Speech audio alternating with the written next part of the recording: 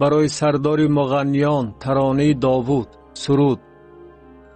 تو را ای خدا در سیان حمد و سلام منتظر است و نظرها به تو ادا کرده خواهد شد. از بس که دعا را میشنوی تمام نفع بشر نزد تو خواهند آمد. گناهکاری ها بر من غالب آمده است، جنایت های مرا تو کفارت خواهی کرد. خوشا کسی که تو او را برگزیده ای و مقرب خود گردانده ای تا که به صحنهای تو ساکن شود. از نعمتهای خانه تو، از قدسیت قصر تو سیر خواهیم شد.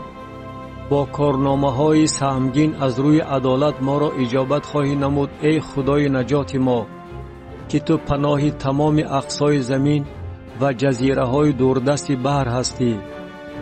کوه ها را با قوت خود برپا کرده ای، با قدرت کمر بسته ای. تلاطم بحرها را، تلاطم موجهای آنها را و آشوب قبیله ها را ساکت میکنی. و ساکنان اقصای زمین از علامات تو هراسانند، برآمدگاه های صبح و شام را شاد میگردانی. به زمین نظر کرده آن را سیراب نموده ای، آن را بسیار ثروتدار کرده ای. جویبار خدا پر از آب است، غله آنها را مهیا می نمایی، زیرا که آن را چنین تیار کرده ای. جویک‌های آن را آبشار، دنگی‌های آن را هموار میکنی، با بارانها آن را نرم میسازی، نباتات آن را برکت میدهی. با فیض خود سال را تاج میبخشی و از قدمگاهی تو روغن میچکد.